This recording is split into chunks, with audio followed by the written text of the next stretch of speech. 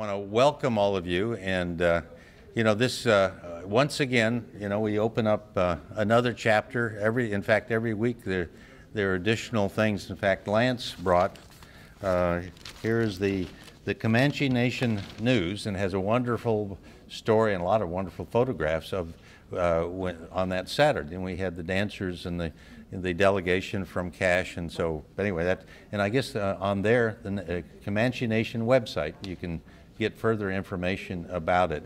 And in fact, right now the museum has, I think it's called Everything Comanche, and it's a series of programs and exhibits about the Comanche Nation and its history, and so I hope to get up there. But if you're up that way, that's certainly something to enjoy. Well, tonight I have to acknowledge our sponsors in case there are any sponsors. Obviously, the librarian, our Miss Librarian up there, but the library has been wonderful to work with. We will have taken about 1,400 school kids through the exhibit by the time we're done, and I think it's going to finish the three of us off, I think, by the time we get done. But sometime maybe I'll give you a little, we can give you insights, because their knowledge and depth of knowledge is so surprising, and yet there are other areas that, it's so important to introduce to them. So it's been really a wonderful, eye-opening experience for us. Well, tonight, since we're talking about photography, there are two books that I wanted to mention to you. One is on the bibliography, but this one, Comanches in the New West, has some wonderful photography from the reservation era, and it's one I'd really recommend. It's a historic photograph, so it really fits into kind of what we're talking about tonight. The other book that I just picked up just the other day, and it's Timothy Egan. It's Short Nights of the Shadow Catcher, The Epic Life of Immortal Photographs of Edward Curtis. And I think, you see the Curtis photographs copied in many different formats, different places. What this does is fill out the other side of that story, which is his life and how he got into it. And I'd really recommend it, because it opens up a view of Curtis that I didn't have, and I'm sure some of you that probably have read about Curtis, and it gives insights into how he was doing the photographs, the challenges of doing the photographs, and so it really is really worthwhile. So anyway, with that, let me yes, ma'am. Yes. Which one? The second one, or the last one? It's actually it's Short Nights of the Shadow Catcher, and it's The Epic Life and Immortal Photographs of Edward Curtis. And Egan, E-G-A-N, is the author. And I've just found it recently, and I love going to half-price books and all, places like that where you just find some really unusual things that on a regular basis. But now, speaking of unusual things, Clara is going, and she's going to introduce her speaker. But Clara and Bob are the other two who have, in fact, it was Clara's interest in photography that really led us into all of this. And as she continued to do kind of research, and we continued to all be interested in the Quanah Parker story and the Comanche heritage, she's the one that led us into all of this. So I'm really looking forward to this evening's program, because I think it is really through the photography that we see here that it introduces you to so many different other stories and avenues. And I think just from my perspective, the photography, has a lot of limitations, but it has a lot of opportunities at the same time in terms of taking you into worlds that we can't otherwise get into. So anyway, my peculiar co-worker on all of this, Clara Rudell, who is, she and Bob have gotten into all of this, and we need to thank her for getting us into this.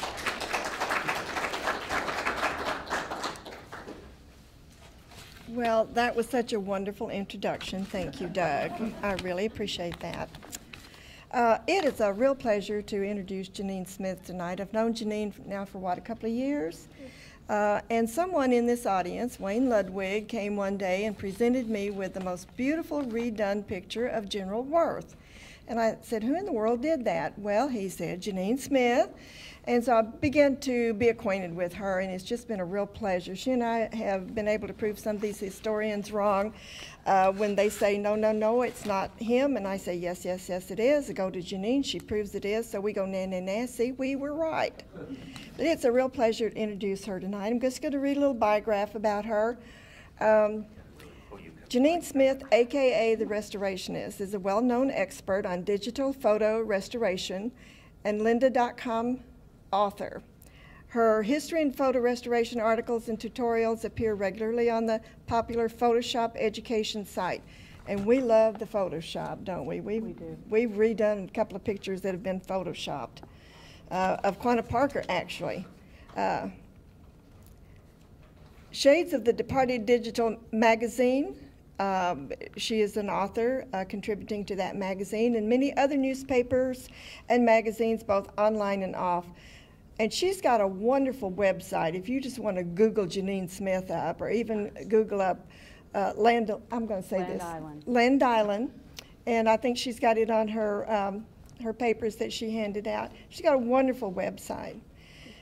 She's well known in the world of genealogy and historical societies, museums, libraries, and university archives, and she appears on the boards of, too many boards that I can name, of several organizations and institutions. She's a sought-after speaker on digital photo restoration and preservation. In 2010, Janine won the prestigious International Photoshop User Award in the photo restoration category. So you can guess what she is. She is a photo restorationist. Janine Smith. Thank you.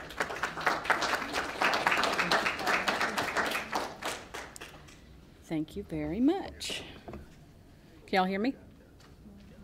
Okay. Thank you for being here. This is just going to be a very short talk tonight, really, when you think of this subject. Identifying and dating photographs. And when I say it's just little, I mean that because we could probably do 5 of these and still have lots left over to talk about. I've only picked a relatively small amount of information to go over, but it'll give you an idea on how to go about dating photographs. So we'll start with identifying a few of the better-known photo processes. This thing and me, we don't get along sometimes. There we go. The earliest images weren't printed on paper, but were on glass and metal. Because of the delicate nature of these images, they needed to be housed in cases. Later, a more rugged variety, or the tin type, was able to go without a case. These images didn't come in just one size, but several. One of the largest sizes, the full plate, which was approximately 5.5 by 8.5, is also one of the rarest found today. The rest of the sizes were described in relation to the full plate. That's the half plate, the quarter plate, 6th plate, 9th plate, and 16th plate. The half plate is the next rarest after the full plate, although there are a few even rarer sizes than the full plate. There are a few examples, well under 20 in existence, of larger daguerreotypes, one even as big as 20 by 24. The sizes of the plates aren't exact and vary widely as they were trimmed by the photographers to fit in their mats. The fragile daguerreotype, which was made on very delicate silvered copper plate, could be damaged simply by breathing on it, so it needed to be cased for protection. In order to protect the image from oxidation, the plate had a brass mat put over it and then was sealed behind glass with paper tape, so air couldn't reach it at all. It was then put into a case which was similar to a lady's compact. In 1847, a thin brass binding called a preserver was put in to hold the image, mat, and glass together. The cases themselves were made from a variety of materials. Most we see today are wood covered with embossed paper or tooled leather. In 1854, elaborately designed union cases came into being. These are sometimes erroneously called gutta percha, which is a type of rubber. They are not made of rubber, they are genuine plastic. In fact, this is the first successful use of true thermoplastic in a mass-produced manufacturing process. And the term union case just refers to the union of all the materials that were used to put it together, the cardboard and the gum shellac and wood fiber and things like that. So gutta percha, if you ever see gutta percha cases, that's not what it is. Look for photographers' imprints on cased images. They can be scratched into the emulsion, they can be embossed in the brass mount, or they can be in the velvet casing. When looking up the photographer, check out newspapers, almanacs, census, city directories, and directories of regional photographers. If the imprint is in a case, you don't need to take the case apart to find it. The photographer put it where people can find it. They wanted them to see it. So that's another way of finding a date for your photograph. Not all of them have photographer's imprints.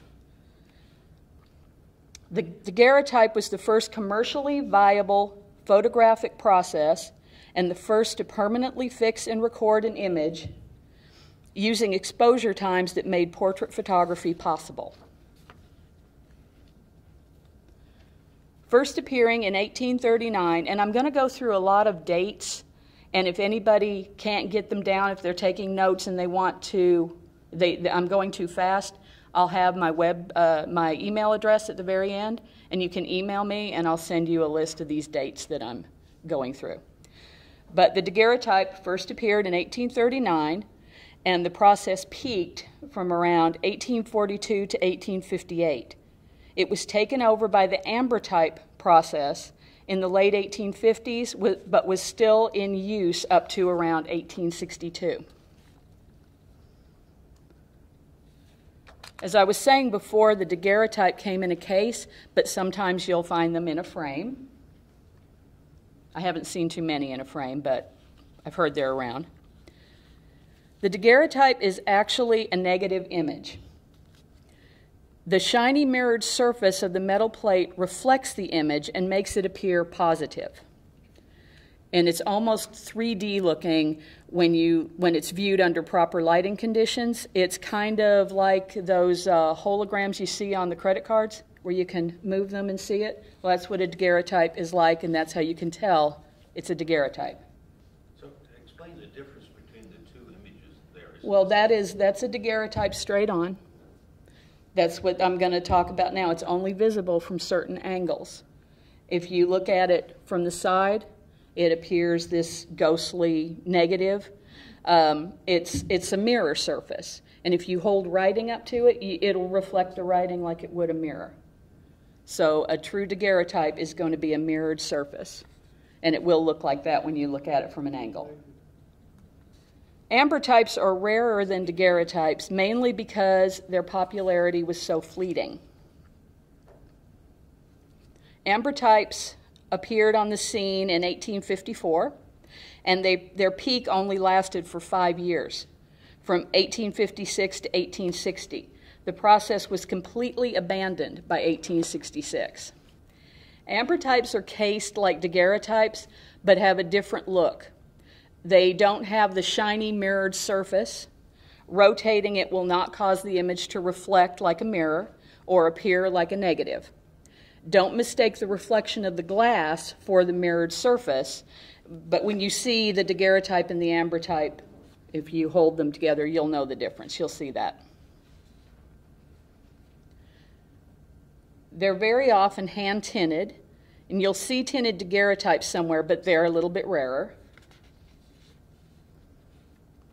If the image is out of its case, you can tell the difference immediately as the picture is developed directly on glass if it's an ambrotype. It's not on the silver-coated paper, or a plate rather, like the daguerreotype, or a blackened iron plate like a tintype. If the image is in a case, do not remove it because they're extremely fragile. But if you did, this image might be something like what you'd see. Without the black backing, you get the ghostly negative look here. But with the black backing, you can see the actual image. Ambrotypes were much less expensive than daguerreotypes and lacked that shiny mirrored surface, and a lot of people didn't like that mirrored surface. So they were very popular and took over popularity from the daguerreotype. But by the late 50s, ambrotypes were surpassing the daguerreotype, but were themselves falling out of fashion by the 1860s, overtaken by the tintype and other processes. The first thing to note about tintypes is they are not actually made of tin. They're rather a very thin sheet of iron. This makes them very easy to identify. If you've ever held a tintype and gone like that on you, you can tell what that is. Tintypes were introduced around 1855, and their popularity peaked from 1860 to 1870 or thereabouts. But they were still around up to 1900. The way tintypes evolved over time make it easier to date them. The earliest examples in the 1860s were cased just like daguerreotypes and ambrotypes. Cartouche cards appeared in around 1863. These were thin cards with the window, usually oval, and it was cut out, with an ornate design printed on them to simulate a picture frame. These were only popular for a very few years and were seldom even used after 1860. Embossed window frames, which were a little heavier cardstock than the cartouche cards anyway, were popular during the Civil War up until about the 1870s. Brown or chocolate tintypes appeared in 1870, and they have a distinctive brown hue where the regular tintypes have that greenish-gray hue. As the popularity of tintypes gave over to the card-mounted paper prints, the tintype was largely taken over by our itinerant photographers. The time period from 1875 until 1900, but mostly in the 1890s, was called the Carnival period. These photographers set up tents and backdrops at public gatherings like fairs and carnivals, and they came equipped with novelty props and backdrops, and they posed people in informal settings, and then they were placed in paper folders, very bright and ornate, and so they were called carnival. There were also tiny 1x1 or smaller tintypes that are called gems, which were popular in the 1860s. Most tintypes that we see today are going to be loose. They're not going to have those envelopes that they came in. You will find some, but they're so thin that they usually didn't survive. As the photographic process improved, tintypes began losing artistic and commercial ground to higher quality prints developed on paper. The albumen process was the first commercially viable method of producing a photographic print from a negative onto paper. Albumen is found in egg whites, and that's just what was used in this process to bind the photographic chemicals to the paper. And there are a number of ways to identify albumen prints. All albumen prints received a gold toning treatment during the processing. This was because gold was the only effective way of increasing the stability of silver in the silver chloride paper that it was printed on. They have a warm brown purple tone when they're new or undeteriorated. The highlights and the details pop like the bright whites do also. Most albumen prints we see today have faded and changed color.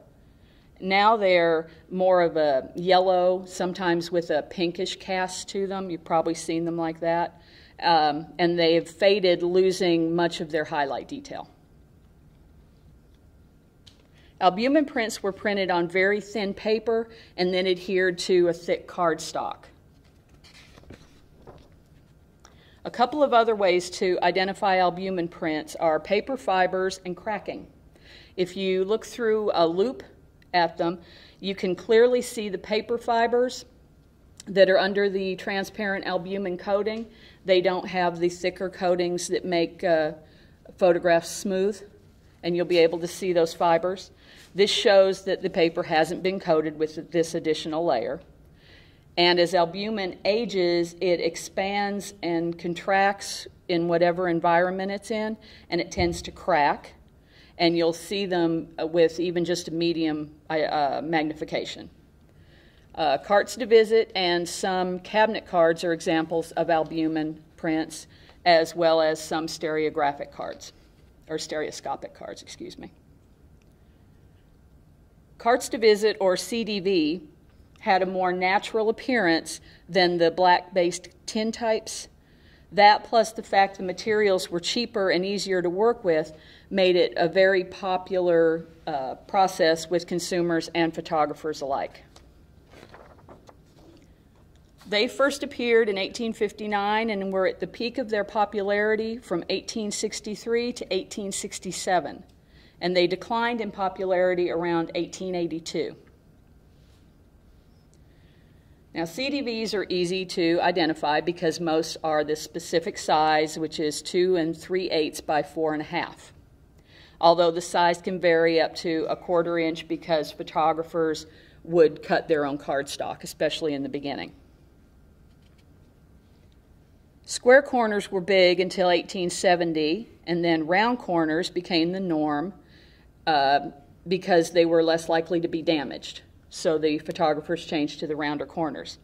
One drawback to trying to date photographs by this means, though, is because being in drawers and being in piles, the square corners tend to round on their own over time. So look for a clean, straight edge when you're dating, when you're determining the shape of the corners. Due to the changes in equipment technology, CDV images themselves got bigger over time.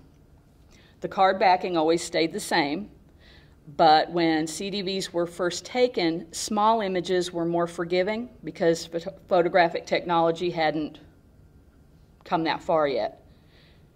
In about 1860 to around 1864, image size was less than 1/4 inch on that big card. Well, it wasn't a big card, but the image was very small.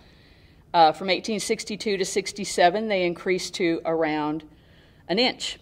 And from 1865 to 1872, they were between 1 1/2 and 1 3/4 inches. And from 1874 to 1910, they generally fill the entire card.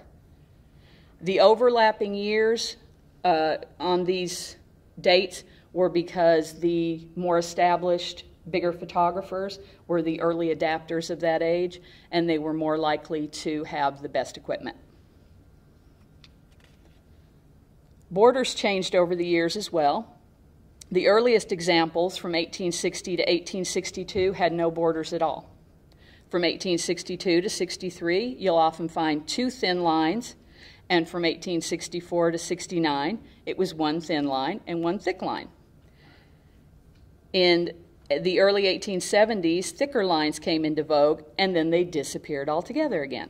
So the earliest and the latest examples can have no borders. This dating isn't an exact science. You got to look at everything.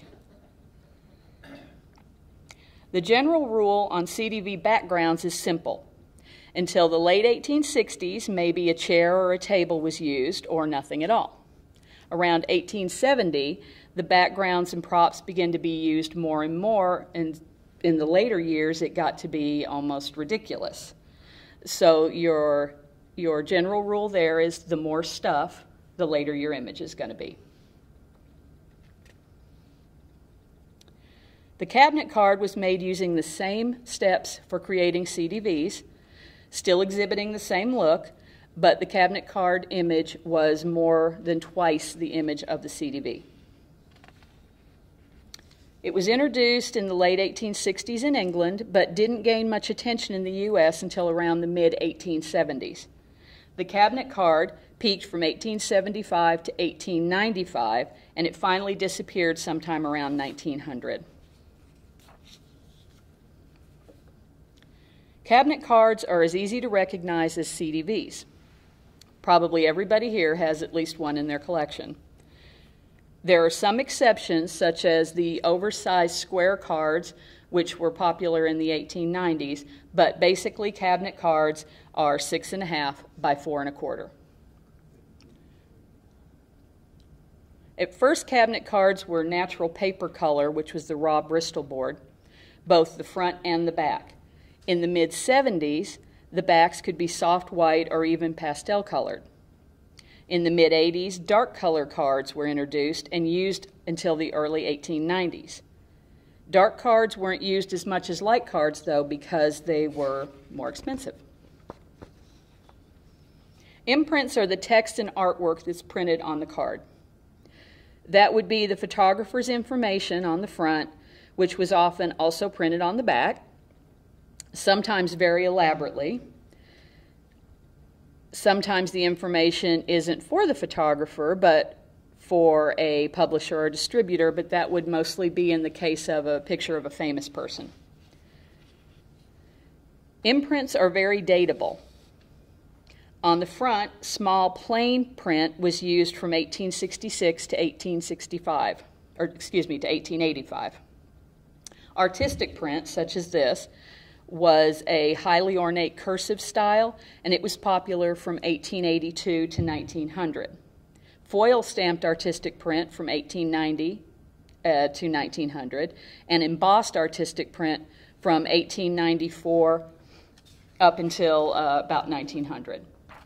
The back artwork and text, if it covered less than half the space, that was used from 1866 to 1890, and covering the whole back would be from 1888 to 1900.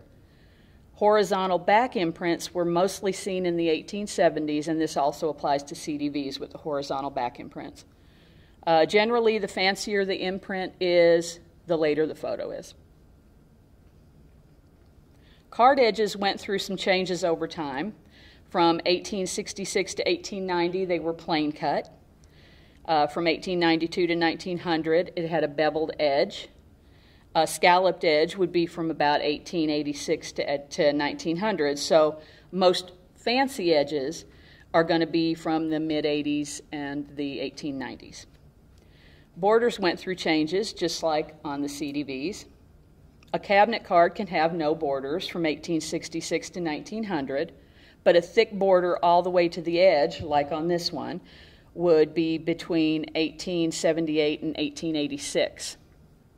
A thin single line can date a photograph from 1884 all the way to 1900, and embossed patterns from 1894 to 1900. Artistic underscores, which is a line between the artwork and the photograph itself and the imprint, would be from about 1886 to 1896. So there's so much overlap with these borders that no single rule really applies across all photographs. New chemicals and papers were not subject to yellowing. They yellowed less toward the later years. From 1880s and more widely from the 1890s, the albumin process was dropped in favor of the new collodion process. Collodion images gave cabinet cards just a rich dark tone, and they ranged from bluish purple to rich black. So the yellower toned images will be older, and the soft silver, bluish purple, or rich gray blacks will generally date from after 1894. Another way to date a photograph is by tax revenue stamps. These stamps were used to fund the Civil War and were required on photographs from August 1st, 1864 to August 1st, 1866. And later 1-cent stamps were used. Now this seems to be both sides, North and South, did this. The images that were affected during this time frame were ambrotypes, tintypes, and CDBs. Keep in mind, however, that stamps can be faked and increased in value when they're present, so that makes them very popular for being faked. So it's just, that's another reason to look at all the clues in a photograph before you try to date it from there. Finally, look closer at a photographer's imprint. It can be on the front of the card, on the back, and even both front and back, and it can tell you the name and location of the photographer. And you can then look through city directories of that particular city, for instance, to find out when the studio was in business to further narrow a time frame. One quick word of caution, though, just like today, people wanted copies of their images, and they didn't have a CVS or a Walgreens, so they'd go to a photographer. Sometimes they would go to the same photographer if the photographer happened to still be in business or the people lived in the same city. But if they didn't, they would just go to another photographer in another city, and they'd get their reprints done from the photograph itself and not the negative. So reprints, the new reprints can actually be a lot paler and a lot more faded than the original. So just keep that in mind when you're looking through there, and again, look for all your other clues to corroborate your findings. There are a lot of other photographic processes that we don't have time to talk about, but we've gone over the main 19th century processes that you're liable to run across. Once you've identified the type of photograph, and hopefully at least narrowed down your time frame, you can start looking in the image itself for the clues. The most obvious place to start in portrait photography is with the clothing that was worn. The earliest fashions you'll find, of course, are from the 1830s. In terms of women's fashion, extremely puffed upper sleeves will be a tell of the early part of the decade. Later in the decade, and even into the 40s, for the less cutting edge and fashion forward people, the gigot sleeve, or leg of mutton, was wide at the top and narrow at the wrist, was big, very big. A kerchief collar crossed at the front can also be found in the early part of the 1840s. The short-waisted bodice was popular in the 30s, and as the decade moved on, sleeves became tighter at the top and fuller or puffed below. Fuller at the elbow. Then they gathered into longer short cuffs at the wrist. In the early part of the 40s, women's fashions began to change, and the bodices acquired a pointed tip at the waist. The bodice itself fanned up and out from the waist, giving the waist a smaller look.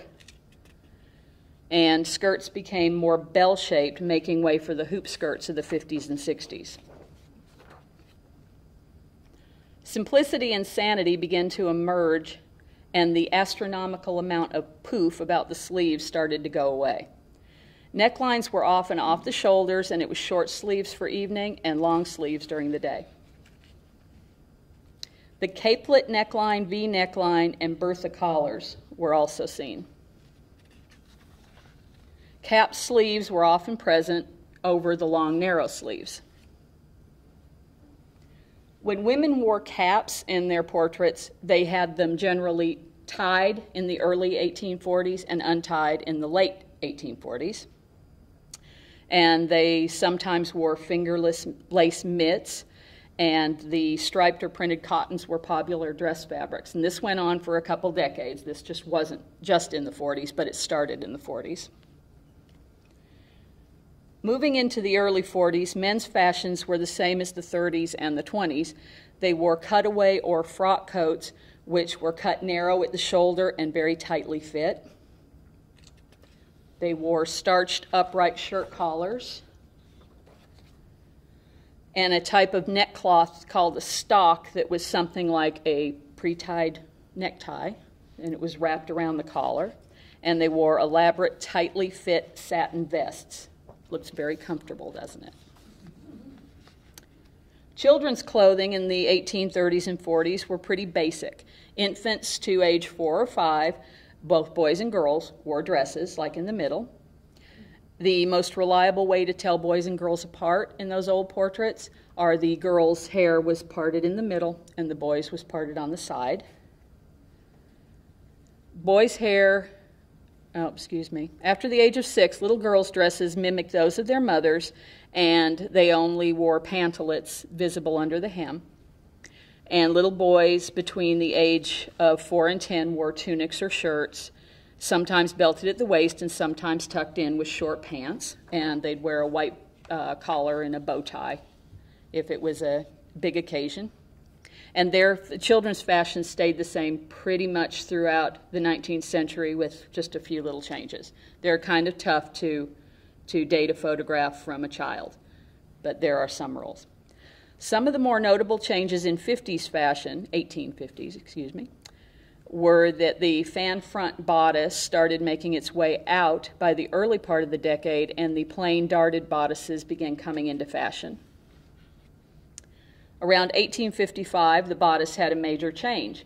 Panels of fabric that started on the shoulder and crossed or mimicked a cross to form a V at the waist became very big, and it was somewhat of an iconic look of the 1850s and 60s. Shawls of lace or fabrics that matched the dress could be crossed to do the same look. Sleeves also began to change again in the mid-1850s, widening significantly at the bottom and sometimes with an undersleeve peeking out. And the skirts were beginning to be deeply flounced. And now for the elephant in the room. The latter part of the 50s, the skirts began to widen into what became the stay-puffed marshmallow man of the 50s, and 60s, the hoop skirt. And they were very big in all ways. The most notable change in men's clothes in the 1850s was the sack coat. And you'll see that starting to get the shape that the military uniforms and everything had. It was unconstructed, and it was about hip length, and it had a straight back. And it was a major change from the tight-fitted frock coats. The 1860s, as they dawned, the dresses were enormous and lavishly trimmed and heavily decorated with lace and trims and flounces and bows and anything that ladies could think of to put on them. This began to calm down, creeping toward the mid-decade.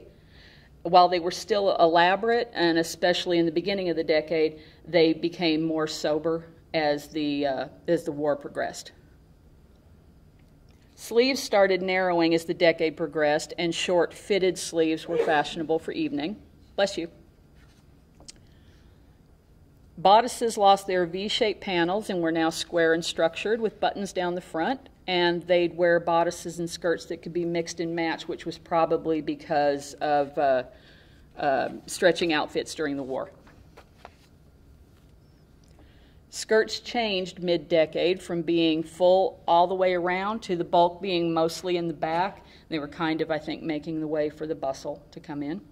Slight trains also came into fashion, and older children's clothes were still basically mini versions of their parents. And the men started wearing what was called ditto suits. They were three-piece suits, the coats, the vests, and the pants, all made of the same material. Boys continued to wear dresses and skirts up to their 4th and 5th year. And look at the face on that guy. Isn't that great? I love that so much I had to buy the picture. He's just so great. He doesn't look very happy. The boys started wearing what's called the bolero suit, which was the little jacket, had one closure at the top and then hung open. And the boys under 5 would wear a box pleated skirt with it. And they often had elaborate trims around. And as the little boys got to be a little older, like between 5 and 7, they traded the skirt for short pants to wear with their bolero suits. The 1870s brought about what I think of as the iconic Victorian era look, or the bustle. Look for narrow skirts in front with the bustle out quite far at the beginning of the decade and then shrinking as the decade went on. Sleeves narrowed to a natural width, often with elaborate cuffs for daytime and still very short for evening. Daytime necklines were high and either squared or V-necked. At the beginning of the decade, waists were at the natural waistline, and they begin to go down toward the end of the decade, sometimes hitting at the hip or below, sometimes even mid-thigh. Darker jewel tones were the colors of the decade, and trims and ruffles and flounces and other decorations were back in full force. Men continued to wear the ditto suit, there's the ditto suit, and a new looser version of the frock coat. Cutaway morning coats were worn and full-length trousers. Ascot ties, which they were wide and they had a narrow neckband. They were in fashion, as were bowlers and soft felt hats. The bustle went out of fashion briefly at the very end of the 1870s, but came back by the early 1880s. Dresses often had overskirts that could be pinned back to reveal the matching underskirt. Elbow-length sleeves became popular, but long sleeves for day wear and short sleeves for evening both stayed in fashion. Necklines on the day dresses would rise in the back, and that look remained popular through the 1890s and into the 1900s, and men and children's fashions remained basically the same. An old friend made a reappearance in the 1890s, the leg of mutton sleeve. It started out small, but sleeves began to grow in volume near the shoulder as the years went by. So if you're looking at an 1890s photograph, you'll look for the sleeve being just a little full at the top at the beginning, and then progressively bigger as the decade wore on, finally with it being pretty massive toward the end of the 1890s and into the 1900s. Bustles have disappeared, and skirts have narrowed to a natural A-line. Bodices for day became loose and blouse-like. High-neck blouses called shirtwaists became popular and would remain so into the new decade. Fancy floral trims and lace abounded. And here's a very quick, nowhere near complete breakdown of 19th century women's hair. Starting at the 1 o'clock position, you'll see that the hair in the 30s was rather elaborate and silly. In the 40s, hair was worn parted in the middle and then pulled back into a bun with what they called spaniel locks hanging down. They were the ringlets there. Hair in the 50s was pretty nondescript. It could either just be pulled back with a couple ringlets or puffed out over the ears. In the 60s, hairnets were big. They would wear ringlets at night and maybe very elaborate hairnets. In the 70s, hair became more elaborate again, and then bangs came in, and they liked to wear their hair very high vertically. And they'd put fake hair on to do that. In the 80s, they still wore their hair up in the ringlets, but it wasn't quite as vertical. And in the 90s, you begin to see the softer look for when the Gibson girl look came in.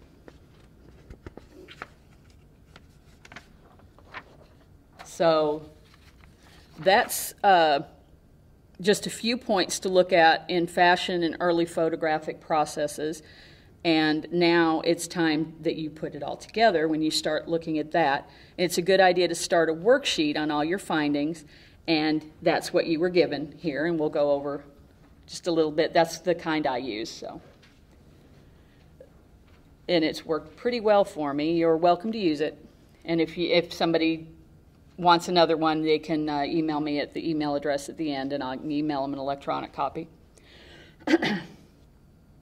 So in the photographic information section, I've usually put the type of the process that I've used, like an ambrotype or an albumin, the subcategory if it's a CDV or cabinet card, the size, especially the cased images, such as half plate, eighth plate, or sixth plate, whatever. If it's a tin type, is it a carnival? Is it a chocolate tin type? What do the borders look like?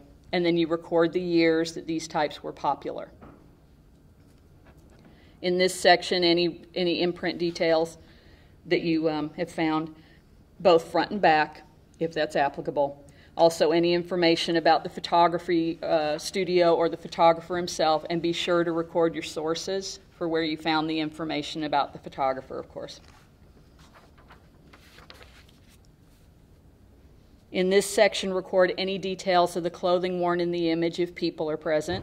Also note the hairstyles, the jewelry, anything that you notice in there that can help you about their fashions or what they're wearing, along with the years that those things were popular. Make notes in this section on the props, the tables, the trees, the fences, the lamps, toys, books, whatever, anything that's in the picture, and any backdrop details if there's a backdrop present. If the image is outdoors, make notes on the buildings.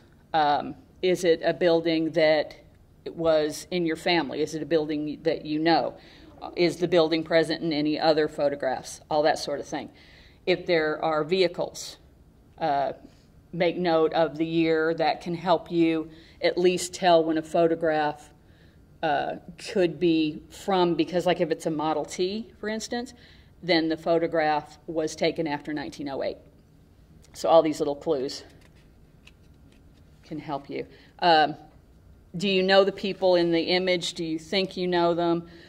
Write down your thoughts. That'll help later with other things. If you don't know them, do you see any resemblance to other members of your family? That way it can help you if it's a relative that you don't know. Any handwriting that's on there, record that. It could actually give you the name of the person if you're lucky.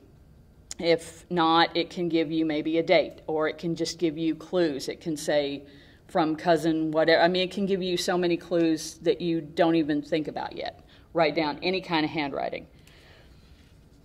And then here is where you record your impressions, your conclusions of all your compiled data between the fashions, the processes, anything. Then you can discern between all that a likely time frame to place your image. Now we're just going to kind of go over some samples and see how easy it is to read the photograph when you have all this information. Now this one, it's a cabinet card, right? So that's going to be between 1866 and 1903. The women's fashions, you can see that the sleeves are a little bit fuller at the top and thinner at the bottom. That and the narrow skirts are going to give you an 1890s time frame. The hair is piled up on top of the head, but not terribly high. So that'd be 1880s to early 1890s. The artistic imprint is going to be 1882 to 1900, and so you can age your photograph that way to around the early 1890s. Excuse me. We know this is a daguerreotype without even looking at if you can see it from the side or not, because it has no preserver. Preservers started being used around 1847, and that was before ambrotypes. The mat is called an elliptical style, and it was used after 1843. So these two things, we'll put that in the 1843 to 1847 range. And it would probably be in the lower part of that, because if you'll notice, her hat was tied, and they were only tied in the early 40s. This is a CDV that would put it from 1859 to 1889. It has rounded corners, which put it 1870 to 1889. It's a cameo oval, which is big in the early 70s. The hairstyle is very 70s, 1870s.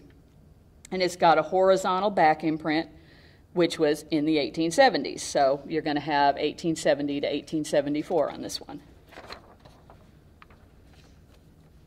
Now there's another cabinet card, 1866 to 1903, but it's a dark card, so 1885 to 1893. It's got a bustle, 1870s or early 80s. It's got very small text imprint, 1866 to 1885, so you can age this at approximately 1885. And here's another cabinet card, which gives the starting date range of 66 to 1903. And next you'll look at the woman's outfit. The huge sleeves will tell us this is the 1890s. And that's late 1890s because they're massive.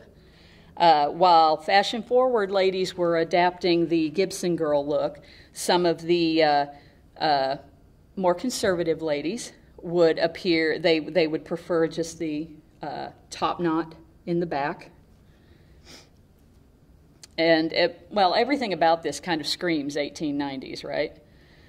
So this is going to be corroborated by the scalloped edge of the card, which was popular from 1886 to 1900. But to illustrate how everything has to be looked at and no single rule will apply every single time, this card has a very plain, simple imprint, which was generally popular from 1866 to 1885 and could cause you to doubt the 1890s date if it wasn't so obvious. But there's one other thing about this card to be taken into account. Now, see, this is very unusual.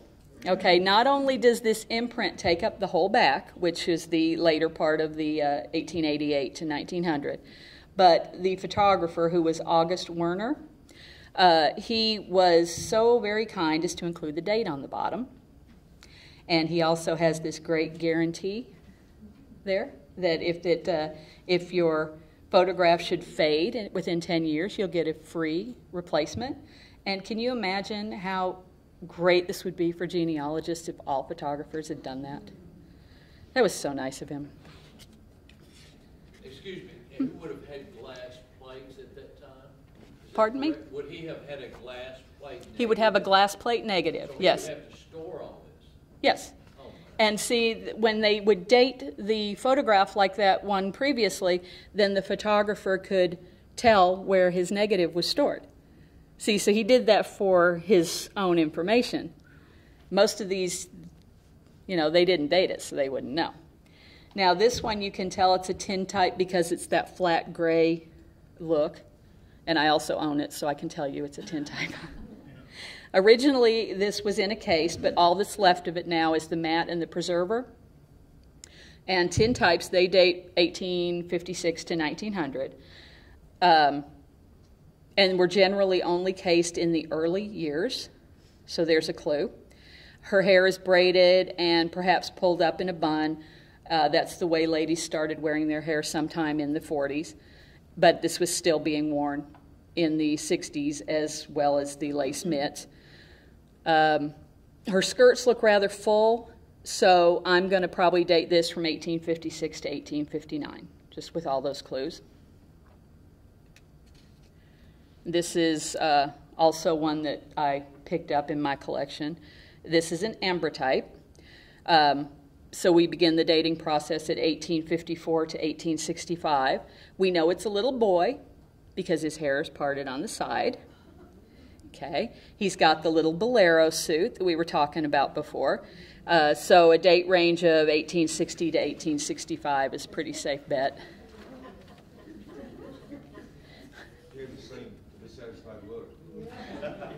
Can you blame him? I don't think it was a lot of fun for these little tykes to run around in their skirts, you know. Okay, this is a tintype, 1856 to 1900, specifically a carnival tintype. It's identified by the colorful sleeve, the informal pose. The gentlemen just have their newspaper and their umbrella and their bowler hats. Carnival tintypes were popular in the 1890s, so you can estimate this at around 1895, give or take a year or two. Okay, and that's about all there is right now. If you'd like to learn more about fashions as a means to date photography, some of the best sources are in the fashion books you'll find. Dover Illustrated has a lot of really good fashion titles, and you can get some ILL or here at the library. You'll be mostly looking for fashions of the Victorian era, whittle, which will get you between 1840 and 1890s, the time that photography was big. So as I said in the beginning, there's a lot we didn't go over and we didn't have time for. I'm actually trying to start writing a workbook on this and would like to eventually give workshops. I'm really busy, but if anybody knows of somebody who'd like to, sponsor that or anything, just give them my name. Anyway, thank you very much for being here. This is my email. If anybody would like a breakdown of the dates or anything, you can reach me there. Thank you very much.